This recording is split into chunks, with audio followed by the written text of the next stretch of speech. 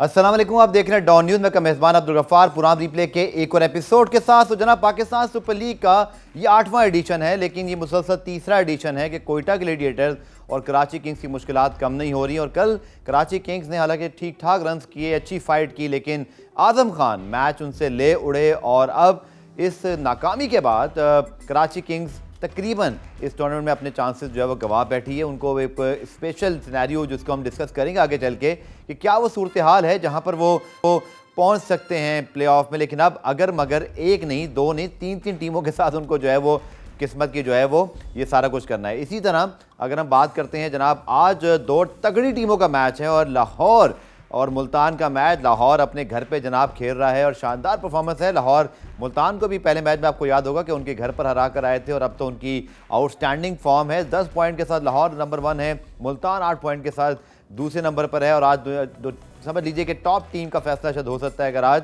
लाहौर की टीम जो है वो जीतने में कामयाब होती है। क्या मसला है कराची किंग्स का, इसी तरह जो कोयटा ग्लैडिएटर्स है, अब इनके दोनों के क्या चांसेस बचे हैं, इस पे पूरी हम प्रोग्राम में बात करेंगे। लेकिन पहले इससे पहले कि हम हेडलाइन दिखाएं, इससे बात करूं प्रोग्राम में एक हम ब्रेक ले लेते हैं और ब्रेक से जब वापस आएंगे तो फिर हम मज़ीद बात करेंगे। हमारे साथ मौजूद रहेगा।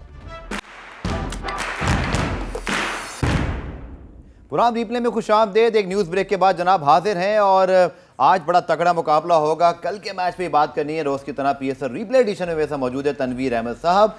जनाब, बहुत अच्छी फाइट कर ली कल कराची ने। इमाद एक दफ़ा फिर आउट ऑफ स्किन खेले, अपनी ज़िंदगी की बेहतरीन फॉर्म में, बट एंड रिज़ल्ट वही हुआ जो पिछले काफ़ी मैचेस थे। और अब तो वो कहते हैं ना, बात अपने हाथ से, तकदीर अपने हाथ से निकल गई है। अब तो दुआएं और आपको अगर मगर की सूरत हाल पे सो must be very disappointing for Karachi fans specially कि मुसलसल तीसरे साल आपकी टीम अच्छा ना कर रही हो।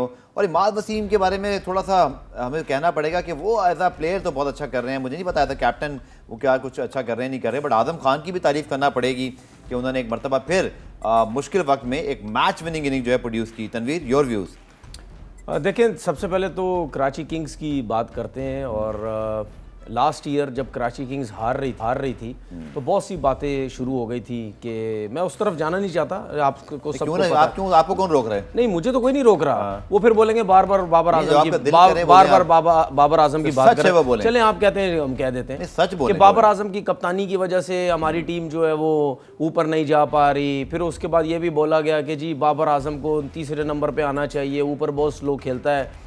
इस दफ़ा क्या कोई बड़े ब्रायन लारा लिए हुए थे? क्या किया जी ब्रायन लारा? तो इमरान वसीम कहते हैं काफ़ी हैं। हाँ, वही ना, गिलक्रिस्ट थे टीम के अंदर, अगर होते तो फिर करके दिखा देते सब कुछ।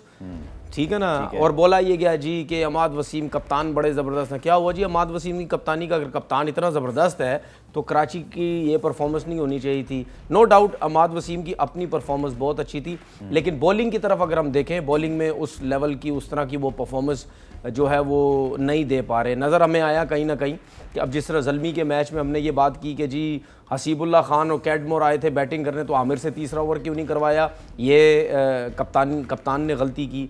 कल के मैच में भी आप देख लें, बहुत अच्छा टोटल कर दिया था, 201 रन पिंडी की पिच के ऊपर। नो डाउट बहुत बड़ा टोटल था, ये छोटा टोटल नहीं था।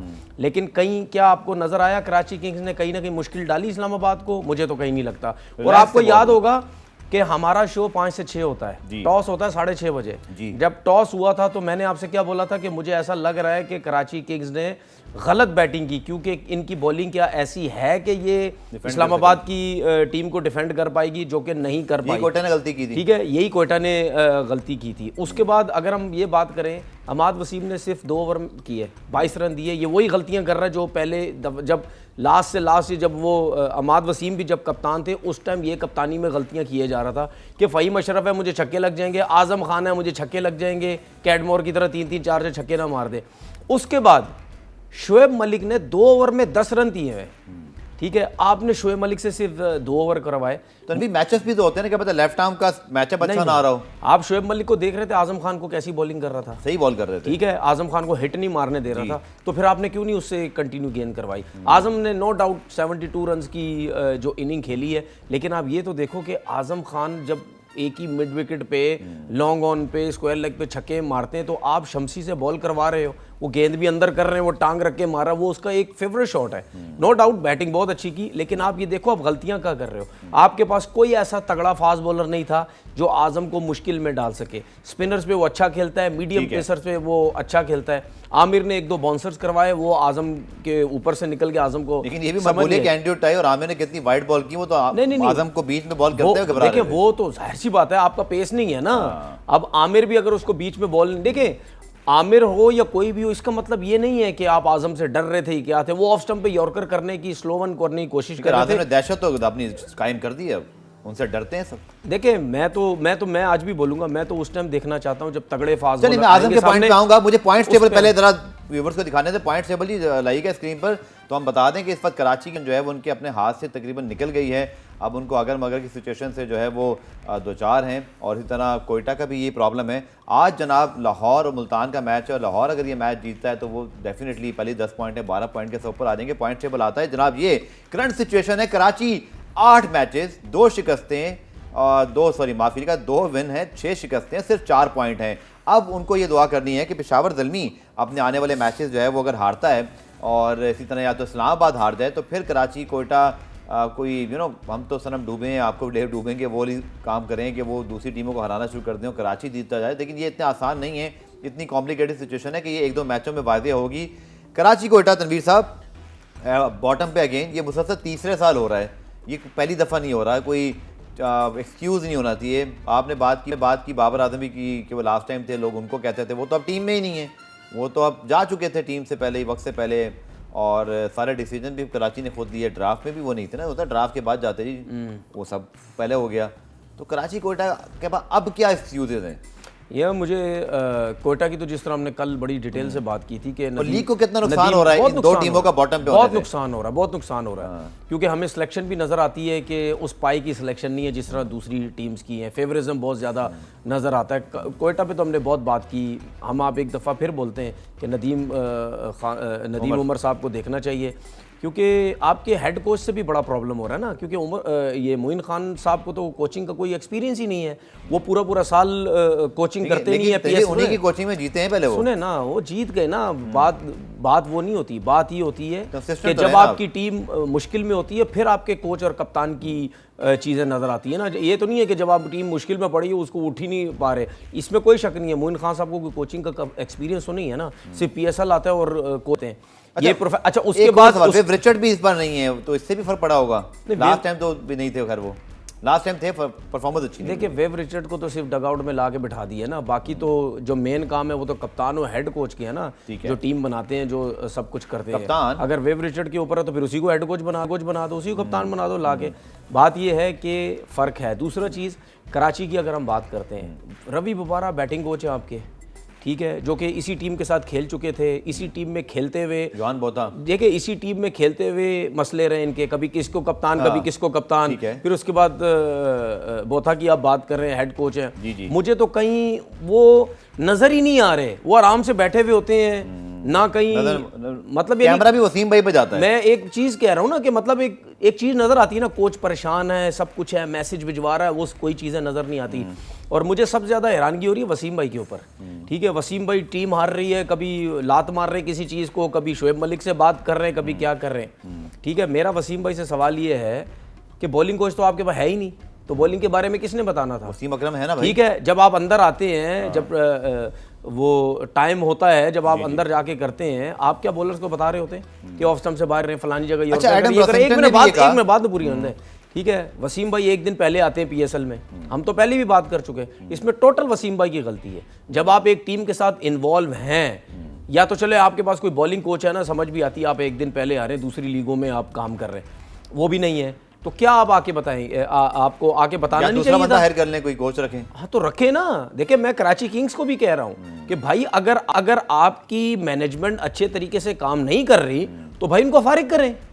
तो आप बार बार उन्हीं लोगों को रखेंगे तो आपकी टीम कैसी चलेगी? आप लोगों को चेंज करके देखो ना। क्या इस्लामाबाद की टीम में वकार यूनुस नहीं थे क्या पहले? बिल्कुल, वसीम अकरम खुद थे। क्या इस्लामाबाद की टीम में डीन जोन्स नहीं थे? वसीम अकरम भी साथ होते। क्या कराची में डीन जोन्स नहीं आए? अच्छा, एडम रोसिंटन में चेंज होते रहते हैं ना। सप्लीमेंट्री क्वेश्चन है, एडम रोसिंटन ने भी कहा कि और वाकई इमाद वसीम देखें तो उन्होंने परफॉर्मेंस की है, वो कह रहे हैं कि हमारी बॉलिंग में बड़ा मसला आ रहा है। अब ये बड़ा मुश्किल है इस चीज़ को डाइजेस्ट करना कि वसीम अकरम जैसा लेजेंड जहाँ बैठा हो और वहाँ पे जो फास्ट बॉलर है, चाहे वो फुलर की परफॉर्मेंस हो, आमिर ने एक्सेप्शनल बॉलिंग की 1-2 मैचेस में, लेकिन ओवरऑल वो भी मतलब इतने मैच जो है साबित नहीं हुए। इसी तरह एंड्रयू टाई तो कल क्या कर रहे थे समझ नहीं आ रहा। अब तो स्ट्रेटेजिक टाइम आउट भी होता है जिसमें जाके आप बता सकते हैं। वसीम भाई तो लिटरली पहुंच के हाथों के इशारों से बता रहे होते हैं क्या करना है। एग्जीक्यूट प्लान ना करे तो वसीम अकरम की क्या गलती है सर? नहीं, वसीम अकरम की गलती है, बॉलर ही एक प्लान बता रहा हूं ना, इनकी क्या गलती है।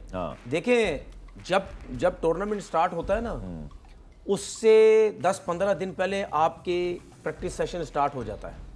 दलमी का 6 दिन पहले हुआ था, कराची का लेट हुआ, ठीक है, आपका स्टार्ट हो जाता है।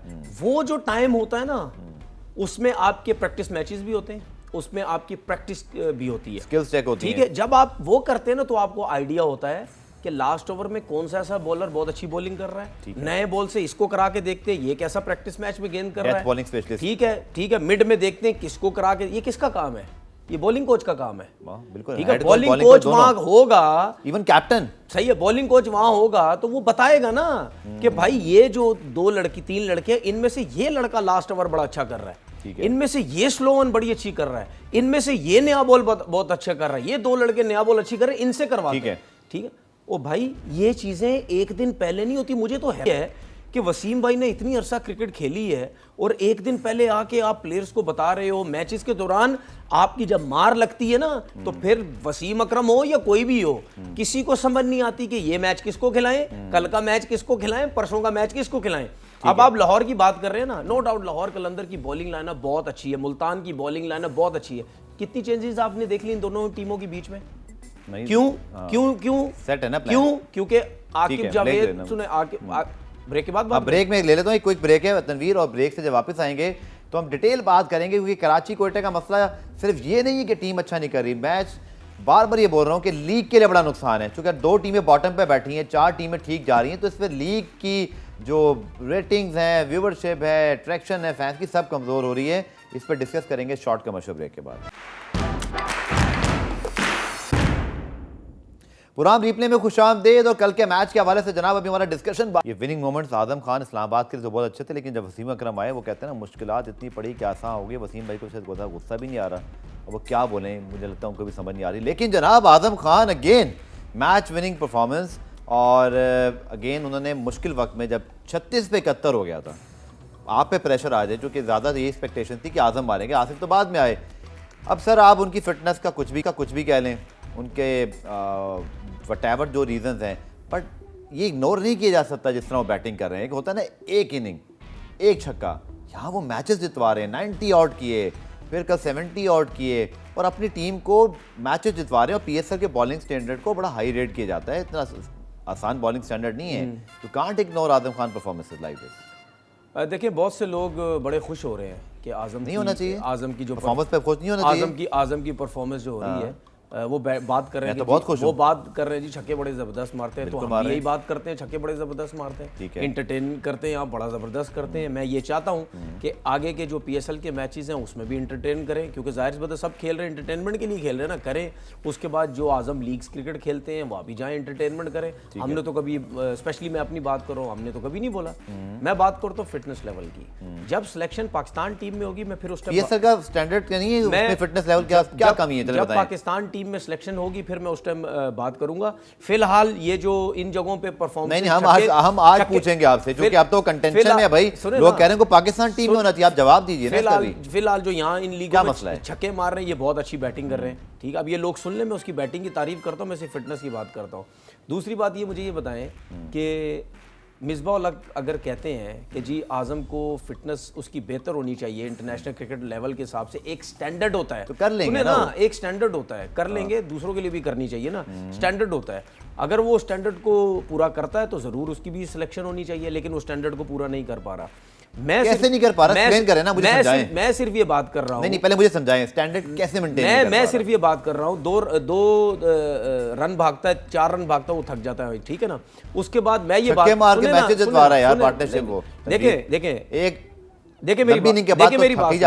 मेरी बात सुने, मैं आजम की लीगों की बात कर रहा हूँ, मैं पाकिस्तान टीम की बात ही नहीं कर रहा। उस बारे में तो कोई मेरे से बात ही ना करे ना, जब जाएगा फिर मैं उसकी ऊपर बात करूंगा। देखिए, बात ये है कि लास्ट जो क्रिकेट बोर्ड आया था वो सिस्टम की बात करने आया था या नहीं आया था?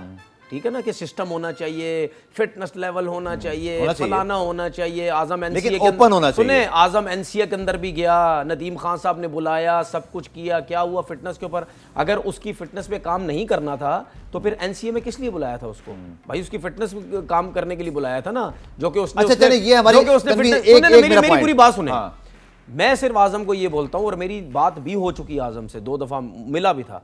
मैंने उसको ये बोला था। कब मिले थे आखिरी दफा? नहीं आखिरी दफा 2-3 साल हो गए होंगे। नहीं अभी कुछ दिन पहले, कुछ अर्सा पहले मैंने उसको यही बोला था। मैंने बोला थोड़ा सा वेट कम करो, ठीक है। वो लोग पता नहीं क्या समझ रहे हैं कि मैं क्या बोल रहा हूँ। मैं शायद बोल रहा हूँ 6 पैक होने चाहिए। देखिए इंटरनेशनल क्रिकेट के अंदर, आपने वही बोल देना। इंटरनेशनल क्रिकेट के अंदर जब आपके रिफ्लेक्सेस स्लो होते हैं ना, बेशक आप छक्के मारे, वो स्पिनर्स पे छक्के मारता है, वो तगड़े फास्ट बॉलर्स पे वो छक्के नहीं मारता जो 150 140 का स्ट्राइक रेट है पीएसएल में उनका। अब फास्ट बॉलर मेरे हिसाब से अमाद ज्यादा अच्छा नहीं खेल रहा, उसको सिलेक्ट कर लेते हैं ना। टीम की रिक्वायरमेंट पर है, ठीक है, अमाद ज्यादा अच्छा नहीं खेल रहा, नवाज के मुकाबले में अच्छे हैं, लेकिन यहाँ तो हमारे मिड ऑर्डर में कोई बंदा मुझे बता दे कौन रिप्लेस कर सकता है। अमाद ज्यादा अच्छा नहीं खेल रहा। चलें, मुझे दूसरी बात, एक चीज और, एक T20 वनडे में सर आपके पास क्या ऑप्शंस हैं? मेरी बात सुने।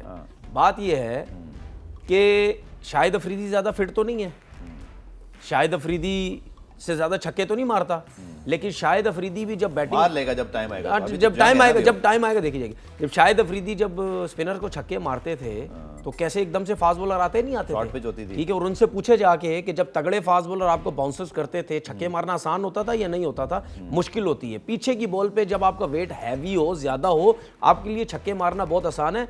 और मैं आजम को ये भी मशवरा दे दूं, दूसरे तो सिर्फ किसी को खुश करने के लिए चमचागिरियां कर रहे हैं, उसकी फिटनेस की बात ही नहीं कर रहे, ठीक है, जो कि होना चाहिए। अगर मैं गलत हूं तो फिर मिसबा भी गलत है। मिसबा भी कह रहा है कि नहीं, मैं आपको चीज मिसबा तो कह रहे हैं, सुने, शाहिद अफरीदी कह रहे हैं उनको पाकिस्तान टीम की जरूरत है। मैं आपको चीज बताऊं, लेकिन साथ में फिटनेस की भी बात, ठीक है, हम भी करते हैं। तो मैंने कब बोला? हमने तो नहीं। सुने, मैं आपको बताऊं, मिसबा वाहिद ऐसा बंदा है जो प्रॉपर प्रोफेशनलिज्म की बात करता है कि फिटनेस होनी चाहिए। बाकी जो भी क्रिकेटर्स हैं वो सब खुश करने के लिए लगे हुए। और मैं ये उन क्रिकेटर्स को ये मैसेज दे दूं आज कि मेरे सामने वो लोग सारी जिंदगी प्रोफेशनलिज्म की बात करते रहे हैं। आज के बाद हमने कोई प्रोफेशनलिज्म की बात नहीं करेगा। इस पॉइंट को रैप अप करना है, फिर आगे बढ़ेंगे। कभी क्विकली बताना है 40 सेकंड में आपने मसले का हल निकालते हैं। पाकिस्तान क्रिकेट बोर्ड इतना बड़ा इदारा है, इतने कोचेज हैं, एनसीए, आपको नजर आ रहा है एक बच्चे में टैलेंट है और अभी लंबा खेल सकता है। अभी किसका काम है तनवीर, तनकीद एक तरफ कि वो फिटनेस कैसी है, इसको बेहतर कैसे करना है, किसकी जिम्मेदारी? अगर आप पीसीबी ने इतनी बड़ी नेशनल क्रिकेट अकेडमी बनाई है, बुलाए ना आजम खान को, 6-8 महीने में क्या फिट नहीं कर सकते उसको? दुनिया मैं एक बात कह रहा हूँ, शायद लोग इस पे हंसें, ये क्रिकेट का कंपैरिजन नहीं है, बट मैंने अदनान समी खान जैसे बंदे को 1 साल के अंदर बिल्कुल क्या वो होते थे और कितना फिट देखा है। मुझे नहीं पता क्रिकेटिंग टर्म में इसको कैसे एक्सप्लेन करेंगे और इस पर लोगों की क्या राय है। मैं सिर्फ एक मिसाल दे रहा हूँ कि अगर तय कर लिया जाए कि आजम खान को बुलाकर एक एसेट के तौर पे स्पेशली ट्रीट करके एक रोड मैप बनाना है, कम ऑन पीसीबी, आपका जॉब है, ये करें। सबसे अच्छा काम सबसे ज्यादा कौन समझा सकता आजम खान को? उनके वालिद, ठीक है। जब एक बंदा खुद ही वेट नहीं कम करना चाह रहा और जब एक बंदे के माइंड में यही चीज डाल दी गई है कि पीसीबी को क्या करना है, मुझे रोल बताएं बस, पीसीबी को क्या करना है? पीसीबी कुछ नहीं कर सकता जब एक बंदा खुद वेट कम नहीं करना चाह रहा और उसको ये माइंड में बिठा दिया गया है। बात करें यार, उसने मुझे खुद बोला है कि वेट कम करूंगा मैं वीक ना हो जाऊं, तो कैसे आप उसका वेट कम कराओगे भाई? ये तो बता दो जरा मुझे, समझ आई? एक बच्चे पीसीबी को रोल प्ले करना चाहिए, मैं आपसे ये चाह रहा हूं। पीसीबी ने भाई पीसीबी ने रोल प्ले किया तो था, नदीम खान ने बुलाया था ना एनसीए में, तो पीसीबी ने ही रोल प्ले किया ना, और बुला तो आप क्या करें? सर बात सुने, जब तक आप डाइट पे कंट्रोल नहीं करेंगे, जब तक आप जंक फूड खाते रहेंगे, आप अगर खुद वेट कम करने की कोशिश नहीं करते तो दुनिया का जितना बड़ा ट्रेनर भी आप ला के बिठा दें, जब एक बच्चे के माइंड में एक चीज आप डाल देते हो कि भाई वेट कम करने से आपके छक्के नहीं लगेंगे, तो फिर आप भूल जाओ। अगला सवाल है कोई आपके पास? मैं तो सिर्फ ये कह रहा हूँ कि अगर टैलेंट है और आपके पास, मेरा प्रॉब्लम पता है क्या तनवीर, इस मुझे ब्रेक पे जाना है, फिर मैं आके सवाल लेता हूँ कि आपके पास मिडल ऑर्डर में वनडे और टी20 में कोई एक मैच फिनिशर नहीं है और आजम पीएसएल में स्टैंड आउट है। वो हासिफ अली से भी आ गया है, वो खुर्शीद शाह से भी आ गया है, वो हर एक मैच फिनिशर से आ गया, बल्कि किसी फॉरेन प्लेयर से भी आ गया, तो उसको मुझे ब्रेक पे जाना है। ब्रेक से जब वापस आते हैं तनवीर तो इस पर कुछ मजीद बात करेंगे और साथ आज का जनाब लाहौर मुल्तान का मैच है, दोनों तगड़ी टीम में तगड़ा डिस्कशन करते हैं शॉर्ट ब्रेक के बाद। पुरान रिप्ले में खुशामदेद और हैवी वेट्स जनाब। इस वक्त लाहौर 10 पॉइंट के साथ नंबर 1, मुल्तान 8 पॉइंट के साथ इस वक्त जो है वो नंबर 2 है। लेकिन तनवीर साहब, लाहौर ने मुल्तान को घर में जाके हराया था, मुल्तान वाले चाहेंगे आज हम बदलाएं। एंडी फ्लावर का मैं इंटरव्यू पढ़ रहा, इतनी अच्छी परफॉर्मेंस के बाद वो कह रहे हैं मैं चाहता हूं कि शान और जो रिजवान उनके ओपनर हैं ये थोड़ा और डेवलप हुआ एज अ ओपनिंग प्लेयर, मतलब कि स्टैंडर्ड सेट किया हुआ है कि और बेहतर हो जाए। This is called professional. ये जवाब देने से पहले एक जल्दी से मैं जवाब दे दूं। आजम की अगर आप बात करें, मैं नहीं, आप अगर या जो भी लोग टीम सेलेक्ट पाकिस्तान टीम में सेलेक्ट करने की बात कर रहे हैं, रिजवान तो विकेट कीपर खेलेंगे, वो अगर खेलते तो कहाँ उसको छुपाते फिरते रहेंगे इस फिटनेस पे। अच्छा, अब ये मैंने जो बात करनी थी फील्डिंग के ऊपर क्वेश्चन मार्क। आप फील्डिंग के ऊपर क्वेश्चन मार्क तो ये मुझे नहीं पता जो कि वो एज अ विकेट कीपर क्योंकि जब इंग्लैंड भी गए थे वो उसे छुपाते फिर रहे थे। देखिए टीम में चांस देकर देखें, मैं ये भी कहूंगा, मेरा ये पॉइंट है, देखें तो सही 5 मैच दें यार। पूरी दुनिया, आसिफ को खुशदिल साहब कितने मैचेस मिले, 5 मैच देखे तो देखें भाई। Asif Ali remember the name, Haider Ali, सुने, remember the name, Iftikhar, Haider Ali, Khushdil Shah, ये सब इन्होंने जो है बोले फाड़ी हुई है पीएसएल में, छक्के मार मार के आ गए थे ना टीम के अंदर। अब वो भी नहीं हो रहा। उसके बाद ये लोग भी टीम से बाहर हो गए थे। ठीक है, चले जिनके शौक चले मैच प्रेडिक्शन पे हम चढ़ते हैं। मैच तो मैंने प्रेडिक्शन देनी है, मैच प्रेडिक्शन पे पहले हम आ रहे हैं जनाब प्रोड्यूसर साहब, अगर आप सामने स्क्रीन पर हैं तो लाहौर वर्सेस मुल्तान। पहले तनवीर साहब आज आपको मैं ऑप्शन दे रहा हूं कि कौन है आपकी फेवरेट टीम और क्यों? मैं मुल्तान के साथ। वजह सिर्फ एक चीज की वजह से, क्योंकि मुल्तान की जो बैटिंग लाइनअप है उससे मुल्तान को बहुत फायदा हो सकता है।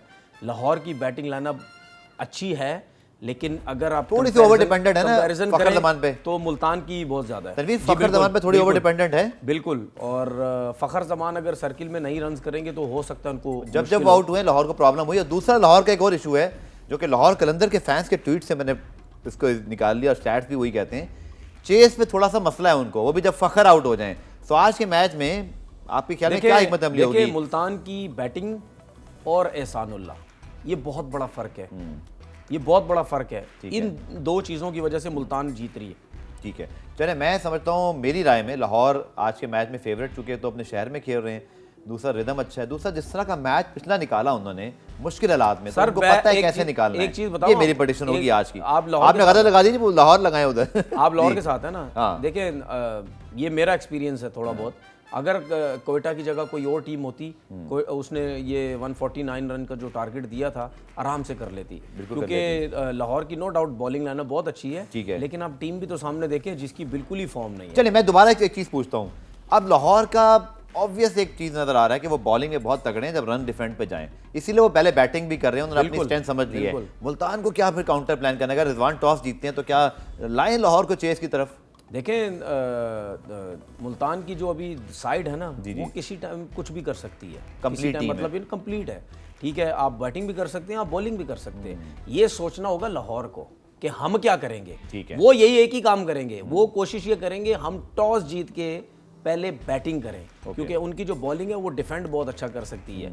लेकिन ये उनके प्रेशर होगा कि अगर हम 160 170 करें इसके खिलाफ मुल्तान के, तो क्या डिफेंड कर पाएंगे या नहीं कर पाएंगे, ये भी उनके ऊपर प्रेशर होगा। लेकिन आज का जो मैच है होगा बड़ा ज़बरदस्त। इन दोनों टीमों का जो पहला मैच हुआ था वो भी आपने देखा कितना ज़बरदस्त मैच हुआ था, वन ऑफ द बेस्ट दोनों टीमें इस सबसे अच्छा मैच वही रहा, और आज का मैच भी सबसे अच्छा देखने को मिलेगा। बिल्कुल। और हालांकि तनवीर बड़ा टिम डेविड नेक्स्ट मैच में, टीम डेविड 3 मार्च में आना था और आज तो 4 मार्च है, आ रहे हैं शायद, आज आ रहे हैं, अगले मैच में इन होंगे वो। चलें, अच्छा मेरा एक सवाल है आपसे, कितनी दाद देना पड़ेगी मुल्तान सुल्तान की मैनेजमेंट को, एंडी फ्लावर साहब को, रिजवान को, रहमान साहब, मुश्ताक साहब को, कि जब आपके वो बड़े नाम होते हैं ना तनवीर, तो सभी परफॉर्म करते हैं, बट अब्बास आफरीदी, समीन गोल को जहाँ जहाँ मौका मिला, फिर एहसानुल्लाह तो इस वक्त टॉक ऑफ द टूर्नामेंट बने हुए हैं, उन्होंने आउटस्टैंडिंग परफॉर्मेंस की है।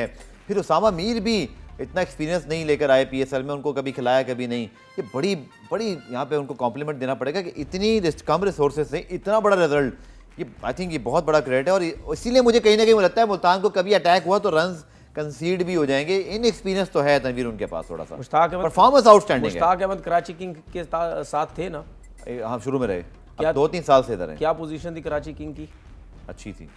कितनी अच्छी? जीते थे वो, कभी कप्तान नहीं, फाइनल तो नहीं जीते थे ना शुरू की बात। आई एम सॉरी मुझे रिमेंबर नहीं हुए, 2-3 चेंजेस हुए, कप्तान चेंज हो रहा, कभी 2-3 साल से इनके साथ हैं। ठीक है, इनके साथ तो क्या कहते हैं एंडी फ्लावर इनको इंग्लैंड की टीम में भी साथ लेके अगर मुश्ताक अहमद इतने लेवल के होते ना तो कराची किंग की शायद पोजीशन बेहतर होती। मैं सारा क्रेडिट सिर्फ एंडी फ्लावर को देता हूँ। क्यों? क्योंकि वो बंदा इंग्लैंड की टीम में रहा, उस बंदे ने इंग्लैंड की टीम खड़ी कर दी। वहाँ भी मुश्ताक साथ थे, लेकिन तनवीर मैं उनकी बात ही नहीं कर रहा, मैं मुश्ताक की बात नहीं कर मुश्ताक रहा। वहाँ पे थे ना, मुश्ताक अहमद ग्रैम स्वान और मॉन्टी पैने सर आज तक वो क्रेडिट देते हैं। मुश्ताक अहमद कोई हेड कोच नहीं थे, वो consultant as a bowler consultant रखा था, वो हेड कोच वोच नहीं थे, ठीक है ना। बात ये है कि मुल्तान की टीम को भी एंडी फ्लावर ने उठाया हुआ है, क्योंकि उस बंदे के पास कोचिंग का बहुत एक्सपीरियंस है, उस बंदे को समझ बहुत है, और ये वो बंदा है जो जिम्बाब्वे की तो सर आखिरी सवाल है मेरा, ये वो बंदा है जो जिम्बाब्वे से आया है। लोग ये समझते थे बड़ा नाम, अब वो बड़ा नाम तो नहीं है, लेकिन वो उस बंदे के पास समझ थी, कोचिंग कोर्सेज करके टीम के साथ कोचिंग करके इस लेवल तक पहुंचा। अब समझ आई आपको, जो हमारे लोग कहते हैं। सवाल सुन लेंगे क्या? 1 मिनट है। तो ये मिकी आर्थर को लाने के लिए इतने पापड़ बेले जा रहे हैं, वो टॉपिक भी हमारा गायब हो गया, हम इसको उठा लेते हैं आज। तो एंडी फ्लावर को जी कन्विंस करें, बैठे हुए उधर वो पाकिस्तान में ही रोज आपके मैचेस जितवा रहे हैं नजम सेठी साहब, ये पीसीबी के लोग जाएं उनके पास। एक चीज बताऊं आपको, लाएं उनको सर। मिकी आर्थर का जो जिक्र हो रहा है ना पाकिस्तान क्रिकेट में, वो एक दुनिया का सबसे बड़ा मजाक है। एंडी फ्लावर के पीछे क्यों नहीं जा सकते हैं? शो का टाइम खत्म नहीं हो गया? 40 सेकंड है। एंडी फ्लावर पूछ ही नहीं रहा होगा इनको। नहीं, एंडी फ्लावर से मैंने पूछा था। और सर उनसे बात अच्छा, एंडी फ्लावर से मैंने सब ये सवाल किया था दुबई में, सियासत इतनी हो कहाँ आएगा? उन्होंने कहा जी मैं क्रिकेट में बिजी हूँ, लेकिन सर आर्ट होता है ना, आप निगोशिएशंस करें। आप जैसे मिकी आर्थर को कह रहे हैं जी आप आधा टाइम आए आधा ना आए, तो एंडी फ्लावर भी आ सकता है ऐसे। तो सर उसके पास टाइम नहीं है, उसने साफ कह दिया कि मेरे पास टाइम नहीं, हमने पूछा ही नहीं, मेरे पास लीग्स इतनी है, पूछा ही नहीं इसको, तो क्यों पूछेंगे? मिकी आर्थर को भी क्यों पूछ रहे हैं सर? बंदा वही लाया। जब मैंने आपसे क्या बोला कि पाकिस्तान क्रिकेट का सबसे बड़ा मजाक ये है कि एक बंदे के पास एंडी फ्लावर का अप्रोच करनी चाहिए। एक बंदे यार, आप किसी के साथ अप्रोच करें या ना करें, ये कौन सा दुनिया का मजाक है कि ऑनलाइन कोचिंग, मतलब क्यों पीछे पीछे भाग रहे हो भाई उसके? वो क्या चीज है, मतलब वो क्या है उसके पीछे भाग रहे हो? मेरा सवाल का जवाब तो दे दें। एंडी फ्लावर को हम ना पुश करें सर, आइए सर, इतने रिजल्ट दे रहे हैं वो। सर आप जितनी भी कोशिश, रिजवान को उसने प्लेयर बना दिया T20 का, शान मसूद को उसने ओपनर बना दिया, वो एहसान उल्लाह को हीरो बना चुका है। उसने इतनी जबरदस्त किस्म की पिक्स की हैं कि मुल्तान सुल्तान की बैटिंग दुनिया की किसी आईपीएल की टीम को हरा सकती है। एंडी फ्लावर के सर पे कितने बाल हैं इस टाइम? मैंने गिने नहीं अभी तक। वो सारे खत्म हो जाएंगे पाकिस्तान टीम का हेड कोच बन गए वो तो। चले वो तो एक और बात है, मुझे सिर्फ बताएं कि हमें क्योंकि यहाँ पे सियासत इतनी है, हर कोई नहीं आना चाहता, अवॉइड कर रहे हैं वो, जाहिर सी बात है यार। अब मुझे एक चीज बताएं, वो बंदा कितने टाइम से मुल्तान सुल्तान के साथ? 3 साल है, ठीक है। उस बंदे को सियासत नहीं पता होगी यहाँ पे सियासत होती क्या है, लेकिन रिजल्ट भी प्रोड्यूस कर रहा है। मैं तो पॉजिटिव सोच वो क्यों एंडी फ्लावर को देखना चाहता हूं, वो क्यों कोचिंग कर रहा है पीएसएल में, क्यों कोचिंग कर रहा है? वो इस वजह से कोचिंग कर रहा है, नहीं, वो इस वजह से कोचिंग कर रहे हैं, वो समझते हैं कि वो पूरी दुनिया में लीग्स में कोचिंग करते हैं, तो ये भी एक लीग है, मैं यहाँ पे कोचिंग करूंगा, अपना एक्सपीरियंस हासिल करता रहूंगा, इस वजह से। चलें, बहुत बहुत शुक्रिया तनवीर, आपका प्रोग्राम का वक्त हमारा इख्तिताम पजीर हुआ, लेकिन आज देखते हैं जनाब 2 हैवी वेट्स का मुकाबला है, तो ज़रूर मज़ा आएगा। आप डीएन स्पॉट पे भी ज़रूर हमें फीडबैक ज़रूर दीजिए, चाहे फेसबुक पे देख रहे हैं, ट्विटर पर या यूट्यूब पर, हमें फीडबैक ज़रूर दीजिए। हम ज़रूर आपके सवालात भी अब लाना शुरू करेंगे, बड़ा फीडबैक आ रहा है आपका, उसका बहुत बहुत शुक्रिया। और कल 5:05 पर डॉन न्यूज़ पर ज्वाइन करना ना भूलिएगा। तब तक के लिए अल्लाह हाफिज़।